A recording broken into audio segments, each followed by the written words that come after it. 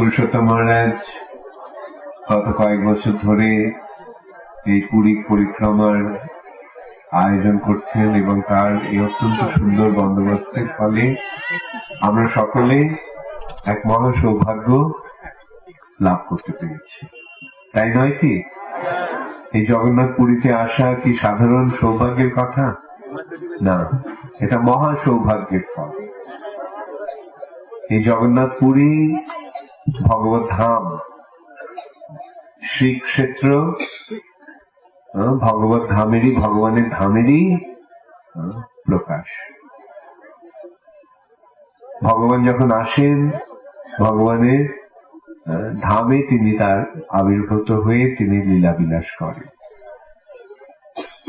অতএব ভগবানের ধাম চিৎ জগৎ থেকে অভিন্ন। যেমন আপনারা জানেন যে ভারতবর্ষে আমেরিকার এমবেসি আছে, আছে না? তো সেই এমবেসিটা কি ভারতবর্ষ না আমেরিকা? যদিও এটি ভারতবর্ষে, কিন্তু ওটা আমেরিকারই বিস্তার। আপনি যখন আমেরিকান এমবেসিতে যান তখন আপনি আর ভারতবর্ষে নেই, থাকেন না, তখন আপনি আমেরিকাতে আছেন।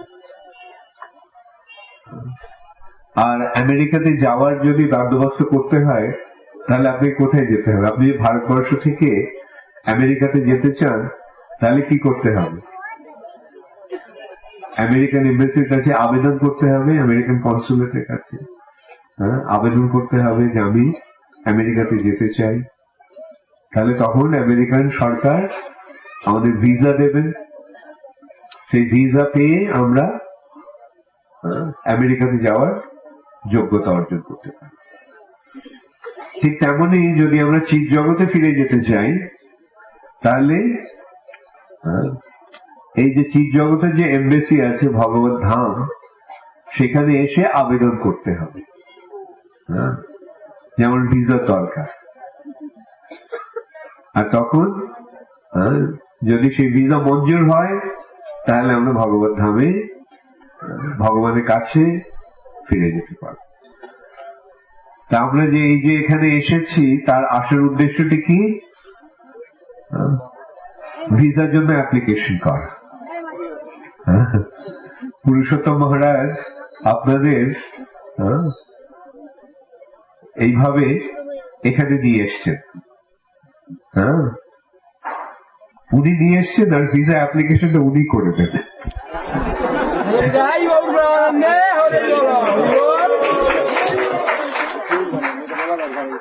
এইভাবে বৈষ্ণব কৃপা করে।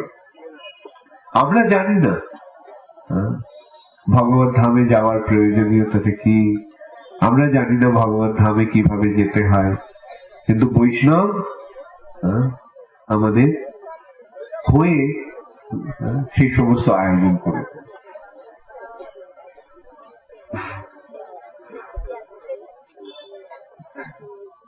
ভগবত ধাম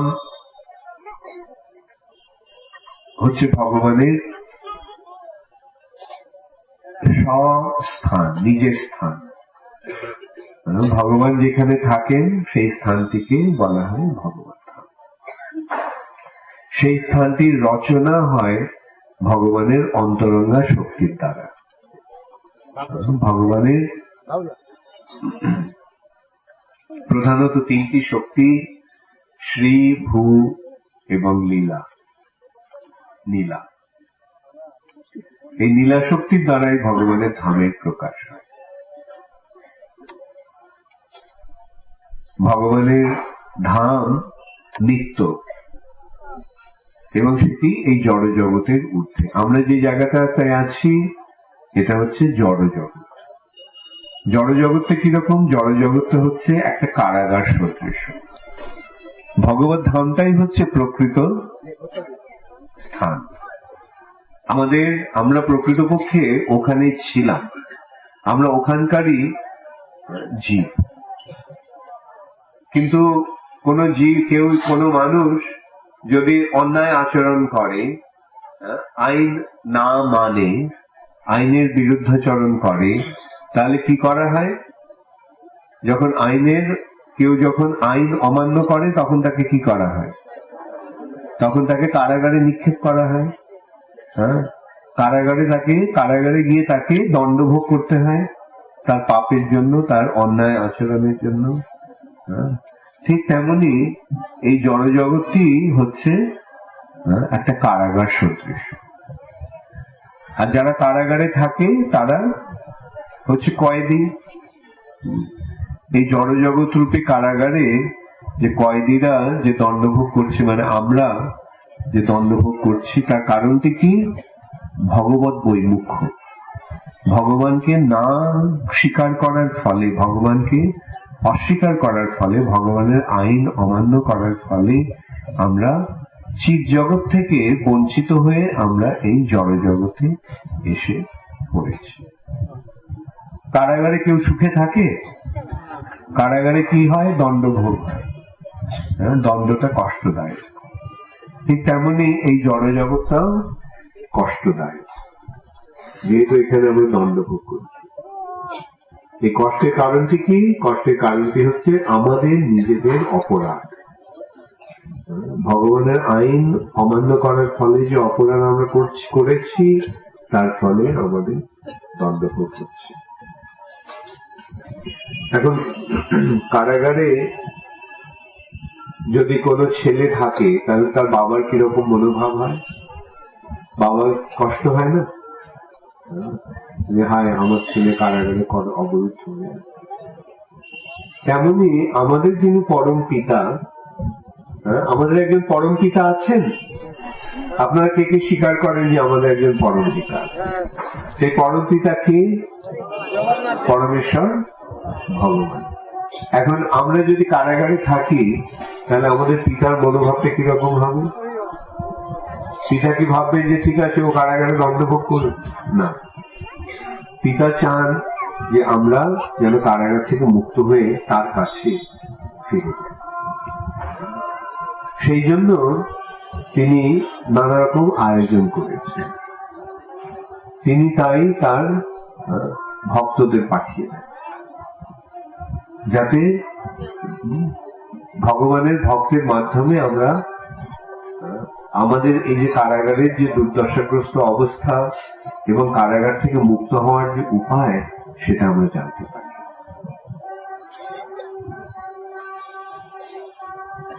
ভগবানের যে অসীম করুণা, তারই এটি প্রকাশ। ভগবান চান না আমরা এই কারাগারে কষ্ট পাই, কিন্তু কারাগার থেকে বেরোতে হলে আমাদের মনোভাবের পরিবর্তন করতে হবে।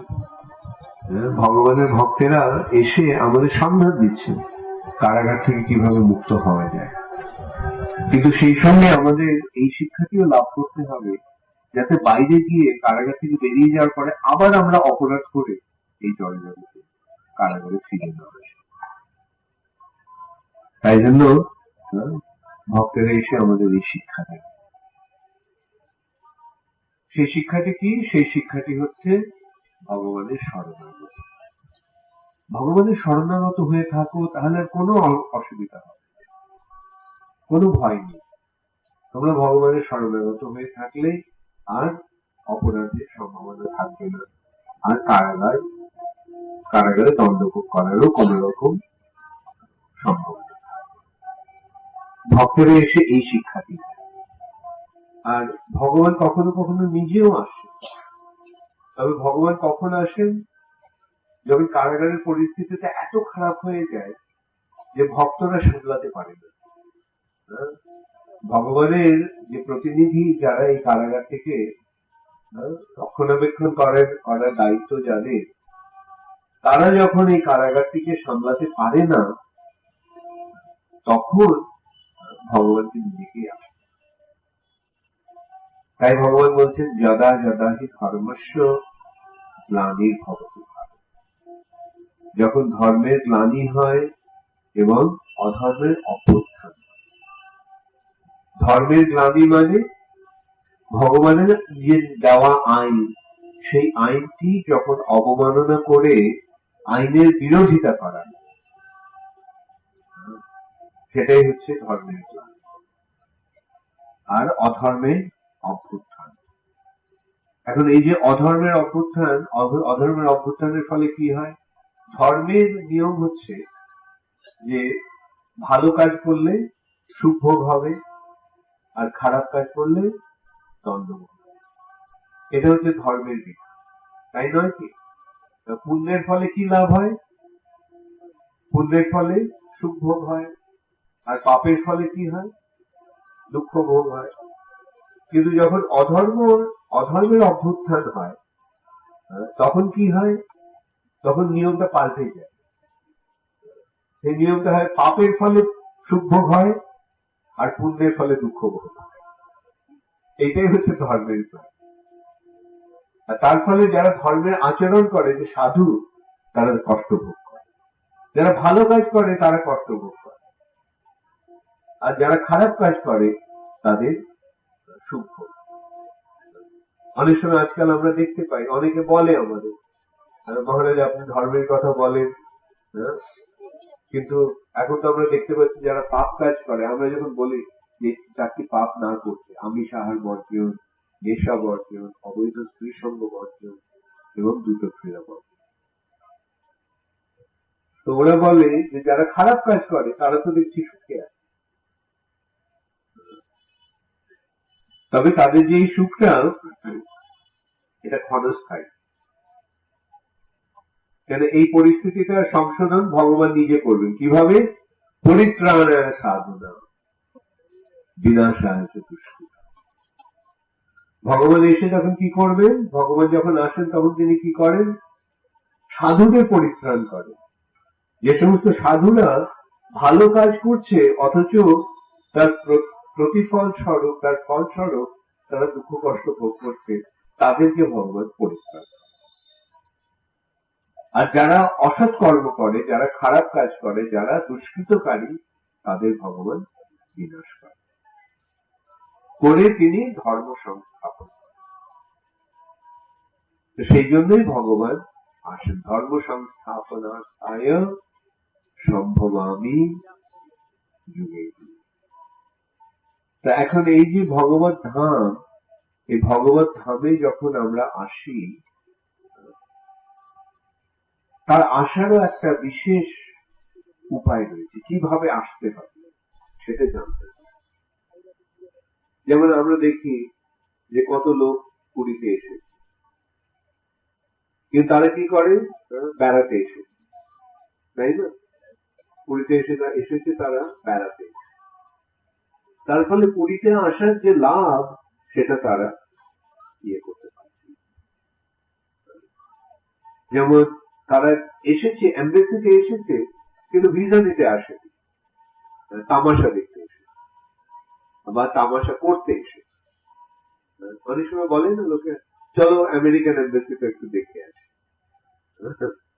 ওরা থেকে সেই রকমই ভগবত ধাম এত কাছে এসেও তারা যদিও ভিসার জন্য অ্যাপ্লাই করতে পারত, সে অ্যাপ্লিকেশনটা তারা করে। কেন করেনি? কেন? তাকে বোঝাবার লোক নেই। যারা সৌভাগ্যবান তারা ভগবত ধামের প্রকৃত মহিমা হৃদয়ঙ্গম করে ভগবানের কাছে ফিরে যাওয়ার পথটি প্রশস্ত করে দেয়। ভিসা পেলে আর কোনো অসুবিধা হয় কোন সেই দেশে যেতে? বিদেশ থেকে লোকেরা ভারতবর্ষে আসে, যদি ভিসা থাকে তাহলে অনায়াসে তারা ভারতে আসতে পারে। আমেরিকাতে যেতে চাই, অস্ট্রেলিয়াতে যেতে চাই, ইংল্যান্ডে যেতে চাই, আর যদি ভিসা থাকে তাহলে সেখানে যেতে কোনো অসুবিধা। তবে অবশ্য প্লেনের টিকিটটা দরকার। তো এখানে ভগবত ধামের ভিসাটা হয়ে গেলে প্লেনের টিকিটটা খুব একটা বেশি অসুবিধা। প্লেন টিকিটের মূল্যটা কিভাবে দিতে হবে? হরিনাম মহামন্ত্রের মাধ্যমে। এই যে ভগবত বলছে যে যদা যদা হি ধর্মস্য গ্লানির্ভবতি ভারত, সেই পথটিকে প্রশস্ত। ধর্মটি কি রকম? ধর্ম, প্রকৃত ধর্মটি কি? ধর্মের গ্লানি থেকে উপশম করে তিনি ধর্মের সংস্থাপন করেন। সেই ধর্মটি কি? সেই ধর্মটি হচ্ছে যুগ ধর্ম। আর এই কলিযুগের ধর্ম কি? কলিযুগের ধর্ম হচ্ছে নাম সংকীর্তন। তো আমরা যদি সাধুদের সংস্পর্শে আসি, তাহলে আমরা সেটা জানতে পারি যে কলিযুগের উপায়টি কি ভগবত ধামে ফিরে যাওয়ার। হরের নাম, হরের নাম, হরের নামই গো কেবলম, কলৌ নাস্তে বা নাস্তে বা নাস্তে বা গতি নাম্যথা। এছাড়া আর কোনো গতি নেই, আর কোনো গতি নেই, আর কোনো গতি নেই। তাহলে আমরা জানতে পারছি যে এই যে ধর্মের অনুষ্ঠান, ধর্মের আচরণ কিভাবে করতে হবে। হরে কৃষ্ণ কৃষ্ণ কৃষ্ণ হরে হরে, হরে রাম রাম রাম হরে। ব্যাস, এটি হলে ধর্মের অনুষ্ঠান হয়ে যাবে। কেউ বলতে পারে, আরে এত সহজে হয়ে যাবে? আমরা তো জানতাম যে ধর্ম করতে হলে তপস্যা করতে হয়, নানা রকম কৃচ্ছ সাধন করতে হয়। হ্যাঁ, সেগুলো ছিল অন্যান্য যুগে, সেগুলি সেরকমই প্রয়োজন। কৃতে যদ্ধায়তে বিষ্ণু, সত্য যুগে ধর্ম আচরণ করতে হলে কি করতে হতো? বিষ্ণুর ধ্যান করতে হতো। ধ্যান করা মহা কঠিন কাজ, ভয়ঙ্কর কঠিন।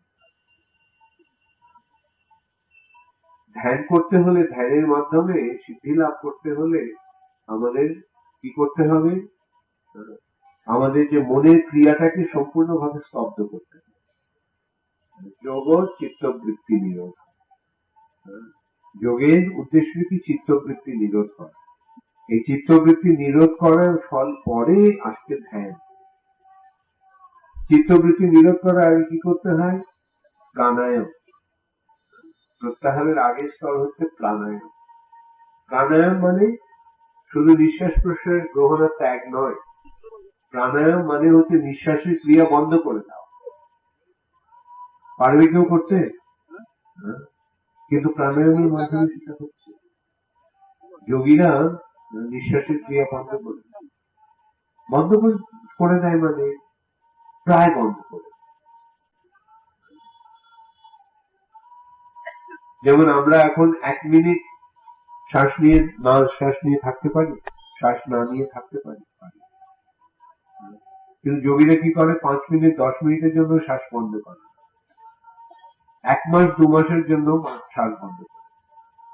অর্থাৎ 1 মাস পরে একটা শ্বাস নিয়ে, তারপরে আবার আরো 1 মাস পরে শ্বাসটা ছাড়ে। আর এই যে শ্বাসটাকে ধরে রাখা, এই যে প্রক্রিয়া, এটিকে বলা হয় কুম্ভক। এই কুম্ভক বা শ্বাসটিকে প্রতিরোধ করা, ধরে রাখার যে প্রক্রিয়া, সেটাই হচ্ছে প্রাণায়ামের মুখ্য উদ্দেশ্য।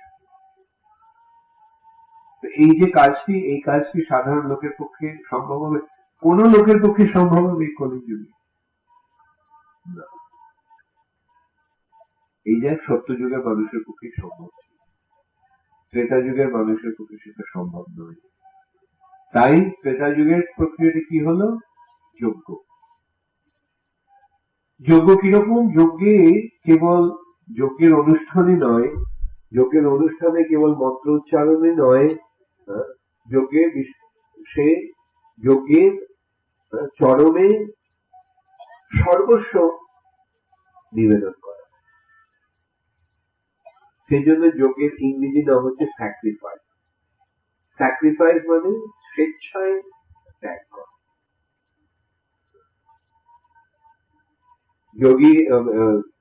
যজ্ঞের যে অনুষ্ঠানকারী, তাকে এইভাবে যজ্ঞের মাধ্যমে সর্বস্ব দিয়ে দিতে হবে। তখন সেই যজ্ঞ সম্পূর্ণ হবে, এবং সেই যজ্ঞ সম্পূর্ণ হলে সেই যজ্ঞের অগ্নি থেকে ভগবান স্বয়ং আবির্ভূত এবং এসে তিনি সকলের মনস্কামনা পূর্ণ করেন। রাজা যজ্ঞ করছেন, কিন্তু সেই যজ্ঞের প্রভাবে সকলের মনস্কামনা পূর্ণ হয়ে যায়। আর প্রকৃত মনস্কামনাটা কি? শরণাগতি। কিন্তু দাপর যুগে মানুষ সেই সুযোগটিও বা সেই যোগ্যতাটিও হারিয়ে ফেলে। দাপর যুগে তাই অনুষ্ঠানটি কি? অর্চন, মন্দিরে ভগবানের পূজা।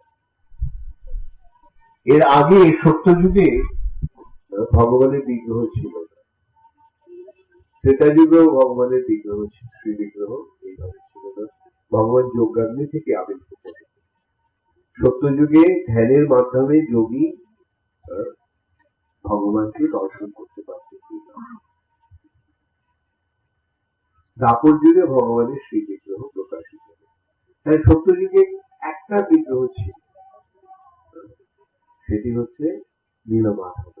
কেবল একটি বিগ্রহ সারা পৃথিবী, নীলমাধব। এবং সেই নীলমাধবী কালক্রমে নীলাদ্রিপতি রূপে বা জগন্নাথ রূপে আবির্ভূত হয়েছে। আর ভগবান দাপর যুগে তার বিগ্রহ প্রতিষ্ঠা করে, প্রকাশ করে অর্চনের প্রক্রিয়া স্থাপন করল। কিন্তু কলিযুগের মানুষ সেটিও করতে চায় না। মন্দিরে গিয়ে ভগবানের পূজা বা ভগবানের দর্শনও করবে না। এমনিতে মন্দিরে গিয়ে ভগবানকে দর্শন করলে পাপের নিবৃত্তি হয়, পাপস্খলন। কিন্তু কলিযুগের মানুষ যেহেতু নাস্তিক, ভগবানকে বিশ্বাস করে না, তাই তারা ভগবানের মন্দিরেও যায় না, ভগবানের পূজা করার দূরে থাকে। তাই কলিযুগে ভগবান কি করেছেন? কলিযুগে ভগবান জগন্নাথ তিনি মন্দির থেকে বেরিয়ে এসেছেন আমাদের দর্শন দেওয়ার জন্য। আর এই কলিযুগের ধর্ম হচ্ছে নাম সংকীর্তন। এটা ফ্যানটা একটু সরিয়ে না, ওইদিকে দিতে পারেন, বন্ধ করার দরকার নেই। ওদিকে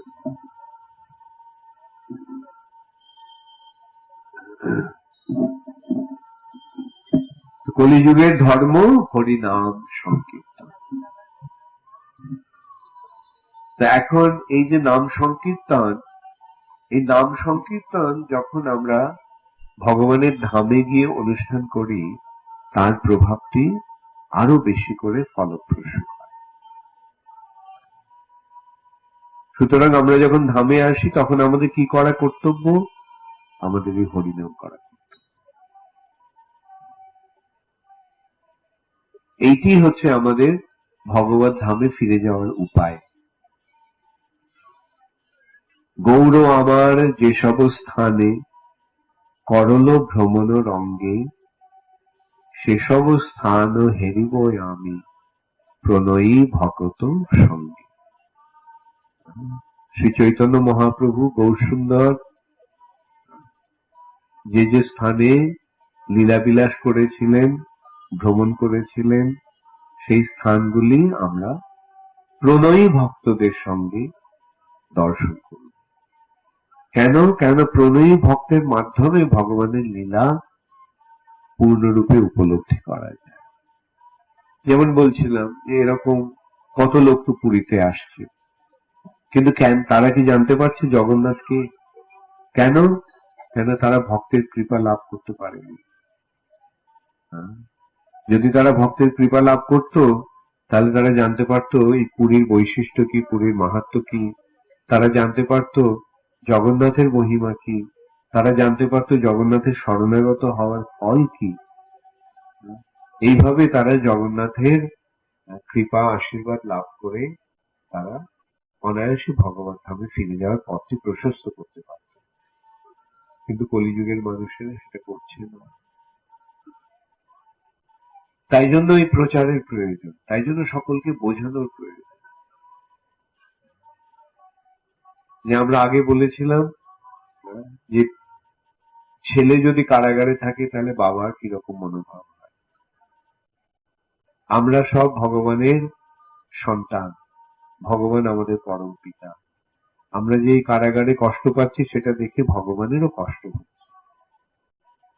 তাই জন্যই আমরা ভগবানের কষ্টের উপশম করার জন্য আমরা গিয়ে সকলের কাছে ভগবানের মহিমা কীর্তন করি, ভগবানকে জানাবার চেষ্টা করি, ভগবানের কাছে কিভাবে ফিরে যাওয়া যায় সেই উপায়টি তাদের কাছে বোঝাতে চেষ্টা করি, এবং ভগবানের কাছে ফিরে গেলে কি লাভ হবে সেটা তাদের জানাতে চেষ্টা করি। এরই অর্থ হচ্ছে প্রচার।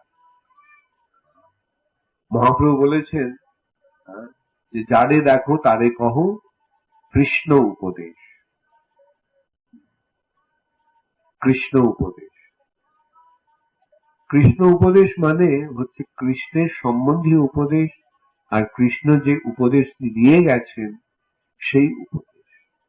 কৃষ্ণের দেওয়া উপদেশ হচ্ছে ভগবত গীতা, আর কৃষ্ণ সম্বন্ধীয় উপদেশ হচ্ছে শ্রীমদ্ ভাগবত।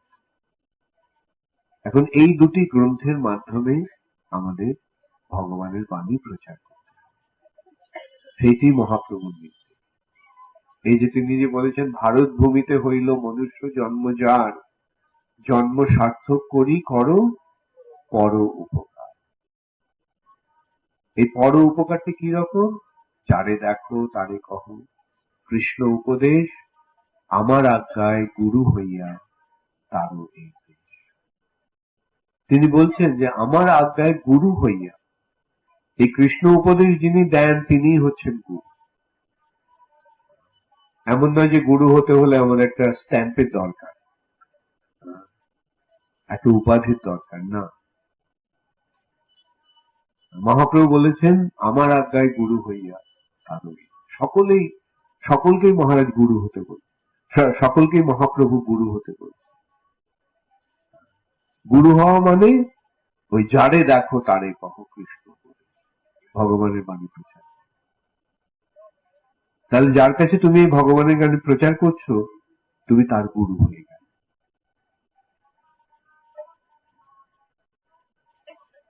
পূজা লাভের জন্য, বড় উপাধি লাভের জন্য, বিশেষ সুযোগ সুবিধা লাভের জন্য আমাদের গুরু হতে হবে না। সেটা গুরু হওয়ার উদ্দেশ্য নয়। গুরু হওয়ার উদ্দেশ্য হচ্ছে ভগবানের বাণী প্রচার, সকলকে বুঝিয়ে দাও যেই কৃষ্ণ তত্ত্ববেত্তা সেই গুরু। কৃষ্ণকে সেটা সকলকে জানাতে হবে, এবং যারাই সেটা করছেন তারাই গুরু। তিনি বৃদ্ধ হন, যুবক হন, তিনি পুরুষ হন, স্ত্রী হন, তিনি ব্রাহ্মণ হন, ক্ষত্রিয় হন, তিনি সন্ন্যাসী হন, ব্রহ্মচারী হন, গৃহস্থ হন, কিছু যায় কি। বরং কথা হচ্ছে কিবা বিপ্র কিবা ন্যাসী, শূদ্র কেনে নয়। সে ব্রাহ্মণ হোক, বা আমি বলবো যে গুরু হতে হলে ব্রাহ্মণ হতে হবে না, সন্ন্যাসী হতে হবে না, শূদ্র হতে হবে না, কেবল আমাদের কৃষ্ণ ভক্ত হতে হবে। এইটি গুরুর একমাত্র। কিবা বিপ্র কিবা ন্যাসী, শূদ্র কেনে নয়, যেই কৃষ্ণ তত্ত্ববেত্তা, কৃষ্ণকে সেটা জানতে হবে, জেনে কৃষ্ণের কথাটি তাদের শোনাতে। কৃষ্ণকে, কৃষ্ণের সঙ্গে আমাদের কি সম্পর্ক, কৃষ্ণের সঙ্গে সেই সম্পর্ক কিভাবে স্থাপন করা যায়, এবং সেই সম্পর্ক স্থাপন করলে কি লাভ হয়, সেটি বোঝাতে হবে। সেটি বোঝালেই আমরা আমাদের গুরু দায়িত্বটি সম্পাদন করছি। আজকে মহাপ্রভু চান যে সারা পৃথিবী জুড়ে কৃষ্ণ ভক্তির প্রচার। এই কৃষ্ণ ভক্তির প্রচার কি একজন দুজনের দ্বারা সম্ভব? এই কৃষ্ণ ভক্তির এই ব্যাপক প্রচার সারা পৃথিবী জুড়ে প্রতিটি নগরে এবং গ্রামে, সেটি কি 100-200 মানুষের পক্ষে সম্ভব?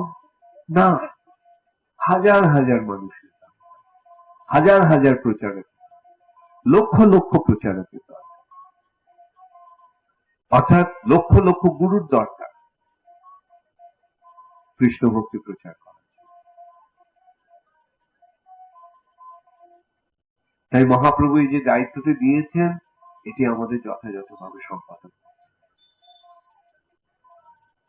এর জন্য আমাদের কোনো স্ট্যাম্পের দরকার নেই, আমাদের কোনো স্বীকৃতির দরকার নেই, কেবল মহাপ্রভুর বাণী প্রচার করার দায়িত্বভারটি গ্রহণ করতে। মহাপ্রভু যে শিক্ষা দিয়ে গেছেন সেই শিক্ষা সকলের কাছে প্রচার, তাহলে এই মহাপ্রভুর দেওয়া এই যে আমার আজ্ঞায় গুরু হইয়া তারও এই দেশ, তারও এই দেশ মানে এই দেশটা কি কেবল ভারতবর্ষের কথা মহাপ্রভু বলছেন? না, সারা পৃথিবী। তারও তারও মানে উদ্ধার করো, সারা পৃথিবী উদ্ধার করে দাও। উদ্ধার মানে এই সারা পৃথিবীকে বৈকুণ্ঠে পরিণত করে দাও। অর্থাৎ এখানে সকলকে কৃষ্ণ ভক্ত পরিণত। সকলে যদি কৃষ্ণ ভক্ত হয়ে যায় তাহলে এই জগৎ থেকে জড় জগৎ থাকবে না, এই জগৎটি চিৎ জগতে পরিণত, বৈকুণ্ঠ। এই একটা মস্ত বড় দায়িত্ব মহাপ্রভু দিয়ে গেছে এবং মহাপ্রভু ভবিষ্যৎবাণী করে গেছেন এটি হবে, এটি হবে। পৃথিবীতে আছে যত নগরাদি গ্রাম, সর্বত্র প্রচার হইবে মোর নাম। এটা একটা অসম্ভব ভবিষ্যৎবাণী, কিন্তু আমরা দেখতে পাচ্ছি প্রভুপাদের কৃপায়, প্রভুপাদের প্রচেষ্টায় এটা সফল হয়েছে। তাই নয় কি আজকে অন্তত সারা পৃথিবী জুড়ে কৃষ্ণ ভক্তির প্রচার হয়েছে, কিন্তু প্রতিটি নগরে গ্রামে হয়েছে? হয়নি। এখন এই কাজটি কে করবে? প্রভুপাদ তো অপ্রকট হয়েছে, অতএব প্রভুপাদ এখন নিজে থেকে করবেন না। এই কাজটি প্রভুপাদ করার জন্য আমাদের দিয়ে গেছে, এই দায়িত্বটি আমাদের দিয়ে গেছে, আমাদের সকলকে দিয়ে গেছে। আমি তো এত কিছু করে গেলাম, এখন তোমরা কিছু কর। তা নাহলে খেয়ে দিয়ে ঘুমলে কাজ হবে? হবে না, কিছু করতে হবে। তো এই আমাদের কিছু করার যে সুযোগটা দেওয়ার জন্য প্রভুপাদ এই কাজটি বাকি রেখে গেছে। এখন আমাদের এই সারা পৃথিবী জুড়ে কৃষ্ণ ভক্তির প্রচারের দায়িত্বভারটি গ্রহণ করতে হবে। এখন কেউ বলতে পারে, বাবা গুরু হওয়ার এত বড় দায়িত্ব আমি কিভাবে গ্রহণ করব? না, ভয় পাওয়ার কিছু নেই। যে যারে দেখো তারে কহ কৃষ্ণ, যাকে দেখো, যার সঙ্গে তোমার কথা হয়, বাড়িতে ছেলে মেয়েরা আছে তাদেরকে তো অন্তত শিক্ষা দেওয়া যেতে পারে। এমনিতেই তো তাদের আপনারা যারা পিতা মাতা তারা তো আপনাদের ছেলে মেয়েদের গুরুজন, তাদের তাহলে কৃষ্ণ ভক্তির শিক্ষা দিন, তাদের দিয়ে আপনার এই যে গুরু হওয়ার দায়িত্ব মহাপ্রভু দিয়েছেন সেটা সম্পাদন করুন।